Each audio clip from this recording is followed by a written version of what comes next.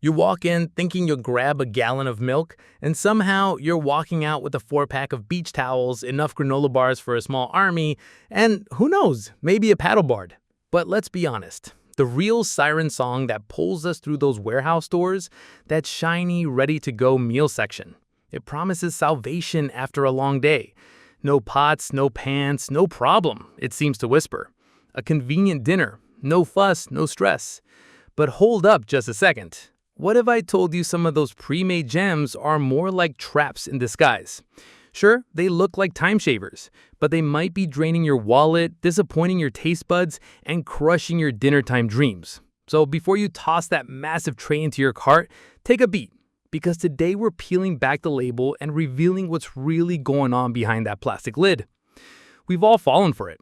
You bring it home, heat it up, and take that first bite, and it's sad, mushy, tasteless, or sometimes saltier than the ocean. A whole heap of meh for dinner. But don't worry, we've done the legwork for you. We've combed through reviews and even tasted these dishes ourselves to bring you how to know which 10 Costco ready-to-eat meals are worth skipping. I'd love to hear your takes along the way. Have you tried any of these? Do you agree with our verdicts? Or have you hacked one of these meals into something incredible? Let's help each other avoid more dinner disasters. Grab your membership card, maybe a refill on your coffee, and let's jump into our countdown, starting with number 10. Coming in at number 10 is a dish that promises a flavor-packed side but fails to deliver. We're talking about the tortellini pasta salad. On paper, it sounds like a slam dunk. Cheese-stuffed pasta, cured meats, little balls of mozzarella. It paints a picture of a perfect summer meal, something you'd proudly bring to a barbecue or dish up for an easy lunch. But the issues start as soon as you crack open that lid. First, the pasta is way too soft, like overcooked noodle soft. And the dressing? It's neither vibrant nor zesty. It's just dull. Worse, they drown the salad in it, turning everything greasy and heavy. Still not convinced? Here's the comment straight from a disappointed Reddit user. I brought this to a potluck, huge mistake. The pasta was mush, and the whole thing was swimming in oily, tasteless dressing. I was honestly embarrassed to serve it. At nearly $6 a pound, you're paying for what amounts to a tub of regret. Our recommendation? Pass on this one. But I'm curious, have you been tempted by this big tub of tortellini? Share your experience in the comments. Sliding into the number 9 spot, we have a dish that should be comfort food at its finest. Instead, it ends up being a cheesy letdown, the Costco mac and cheese. This giant tray looks so promising. It's golden and gooey, the kind of thing you'd imagine pleasing a table full of hungry kids or providing some cozy nostalgia. But here's the kicker. It's somehow greasy and bland. That's no easy feat.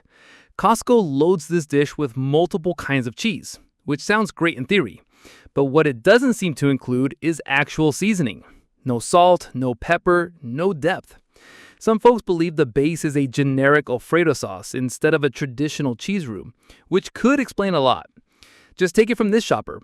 My grandkids love mac and cheese, so I grabbed this thinking it would be a win. It wasn't. It was greasy and flavorless. I had to add salt, garlic, and my own cheddar to salvage it. Should have just made it myself. Bottom line, you'll spend more time fixing it than making your own from scratch. Better to skip it.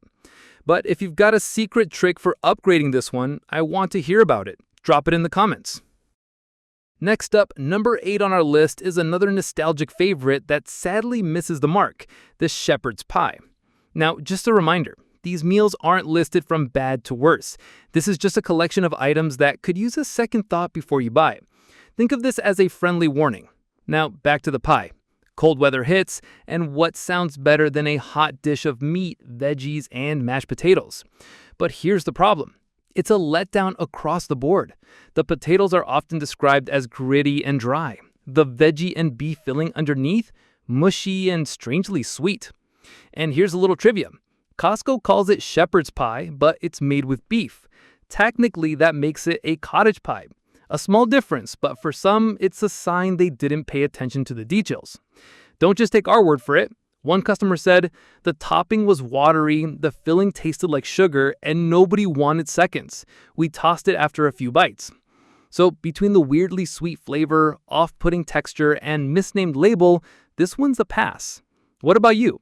Does the Shepherd's versus cottage pie debate matter to you, or have you braved Costco's version? Coming in at number 6 is an item that seems made for busy families or hassle-free hosting: Costco's pre-made wraps. At first glance, they're a dream come true. Ready-made, no heating required, perfect for lunches, parties, or midweek grab-and-go meals. You see them in that big plastic tray and imagine an easy week ahead. But once again, the convenience comes at a steep cost in both quality and shelf life. The number one complaint is they go soggy fast. Unless you're eating them the same day you buy them, you're probably going to end up with a wet and unappealing mess. The tortillas quickly absorb moisture from the fillings, especially the turkey pinwheels, which are the worst offenders. They're small, overstuffed, and designed in a way that turn them into little sponges after just a few hours in the fridge. Sure, some of the wraps made with the beloved rotisserie chicken fare a little better flavor-wise, but even those aren't immune to the sogginess. And for the price, it's a hard sell.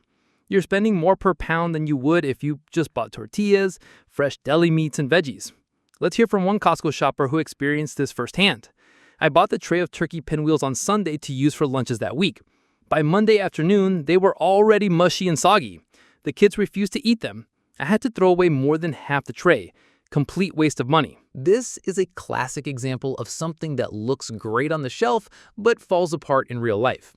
If you're in a pinch and plan to eat them the same day, maybe for a picnic or a same-day event, they might be passable. But for anything beyond that, not a great option. Our recommendation: skip the tray and build your own wraps at home with fresh ingredients. They'll taste better, last longer, and probably cost less. Do you have a go-to wrap recipe that works better than Costco's deli version? Or have you figured out a hack to keep them from going soggy? I'd love to hear your thoughts. Taking the number 5 spot is one that might stir up some debate: the gyro meal kit. This one definitely looks like a great idea. You've got the sliced seasoned meat, soft pita, shredded lettuce, diced tomato, and even a container of tzatziki sauce. It paints the picture of a mini Greek feast that you can whip up in minutes. Sounds like a winner for a quick dinner, right? But unfortunately, this is a textbook case of a great concept ruined by spotty execution. Let's start with the veggies. On a good day, they're fresh and crisp. On a bad day, wilted, soggy, and sometimes even a little slimy before you get them out of the package. Not exactly what you want in a fresh-tasting Mediterranean wrap. Now, the meat, arguably the centerpiece, is where things really fall apart. Many customers report that once you heat it, the portion shrinks dramatically. The meat also tends to dry out quickly and lacks seasoning. So even if the raw amount looks generous, by the time it's cooked, it barely stretches far enough for a few gyros. And then there's the tzatziki, or should we say the watery white sauce pretending to be tzatziki. It lacks the punchy garlic and cucumber flavor that makes the real thing so iconic. It's more like a bland yogurt dressing than anything resembling the fresh, tangy dip we all love. Here's what one disappointed shopper had to say. I wanted this to be our new weeknight go-to, but after heating the meat, it shrank so much there wasn't enough for more than 2 gyros. The tzatziki had no flavor. I had to add garlic, dill, and lemon just to make it palatable. For nearly $25, I could have just ordered from our favorite Greek place and had leftovers. That really nails the issue. The cost per serving is dangerously close to what you'd pay at an actual Greek restaurant. Except there, the food is fresher, better seasoned, and requires zero prep on your part.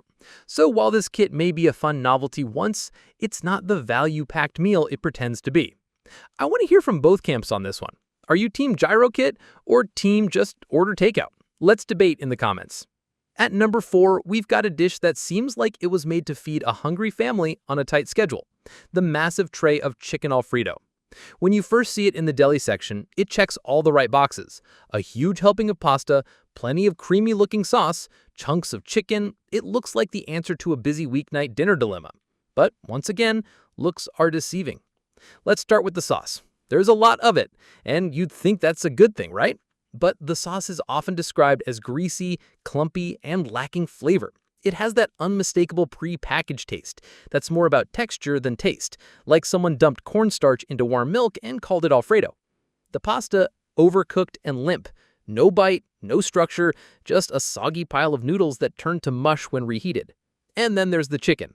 It's supposed to be the star of the show, but more often than not, it ends up as rubbery, dry chunks that taste like they've been reheated multiple times.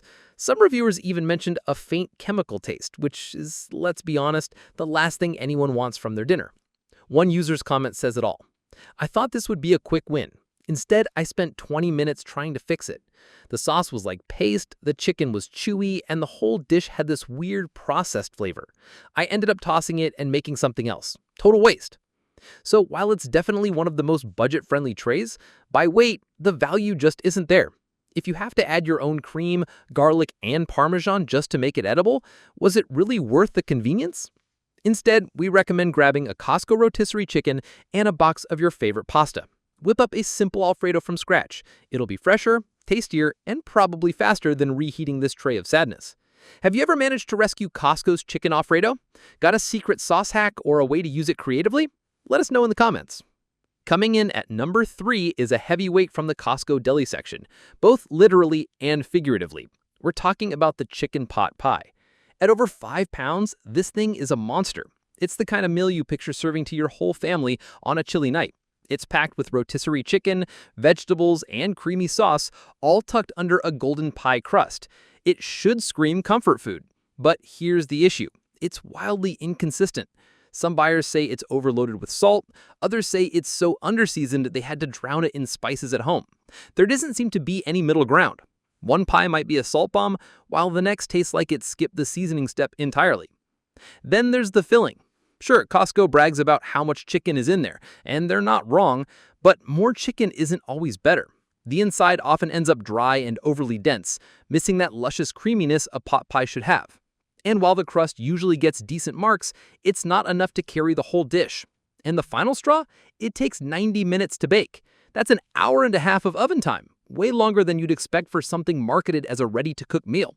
So for many shoppers, that long wait leads to an even bigger letdown. One reviewer put it perfectly. "I thought this would be a quick win. Instead, I spent 20 minutes trying to fix it. The sauce was like paste, the chicken was chewy, and the whole dish had this weird processed flavor. I ended up tossing it and making something else. Total waste." So while it's definitely one of the most budget-friendly trays by weight, the value just isn't there. If you have to add your own cream, garlic, and Parmesan just to make it edible, was it really worth the convenience? Instead, we recommend grabbing a Costco rotisserie chicken and a box of your favorite pasta. Whip up a simple Alfredo from scratch. It'll be fresher, tastier, and probably faster than reheating this tray of sadness. Have you ever managed to rescue Costco's chicken Alfredo? Got a secret sauce hack or a way to use it creatively? Let us know in the comments. Coming in at number 2 is an item that had people buzzing when it first hit the shelves: butter chicken. This classic Indian dish is beloved worldwide, and for good reason. When done right, it's rich, creamy, and packed with bold spices. Add some naan bread, and it's a restaurant-worthy experience at home. But Costco's version, not quite. The chicken often turns out dry and rubbery. The sauce, which should be the star, is frequently described as watery and underwhelming, more like tomato soup than the complex, buttery richness people expect. And then there's the prep. Costco recommends baking it for 45 minutes, which is pretty excessive for a supposedly pre-cooked meal. Follow the instructions and you risk burning the naan and drying out the meat even more. As one disappointed fan put it, "I love butter chicken, so I was excited, but this had no depth. The sauce was bland and the naan turned into a brick. I'll stick with my local Indian spot." In short, this one's all concept, no flavor. If you're craving Indian food, support a local restaurant. Your taste buds will thank you. And finally, number 1 on our list of Costco meals to skip, the seasoned St. Louis-style ribs. These ribs look amazing, huge, meaty, already seasoned, and priced right. But unfortunately, what you get after cooking is a whole lot of disappointment. First off, they're super fatty. A big chunk of that weight is pure fat that renders off during cooking, so you end up with far less actual meat than you expected. Then there's the seasoning. It's aggressively salty, lacking any of that layered, smoky, sweet flavor you want from good barbecue. And the cooking instructions? Unreliable at best. Follow them, and you're more likely to end up with dry, chewy ribs than fall off the bone deliciousness. Here's a frustrated shopper's take. Bought them for a cookout. Big mistake. They shrank, were way too salty, and came out tough even though I followed the instructions. Never again. You're far better off buying the plain ribs from Costco and seasoning them yourself. You'll get more meat, more flavor, and way more control. And that wraps up our How to Know list of Costco ready-made meals to avoid. These aren't just personal gripes, they're patterns we've seen again and again. And it's not about knocking Costco. We love the place. It's about helping you shop smarter and make better decisions for your table and your budget. What about you? Have you had different experiences with these meals? Or is there a hidden gem we missed or another disaster you think we should warn people about? Drop it in the comments and let's help each other out. Thanks for tuning in, and until next time, happy eating and smarter shopping.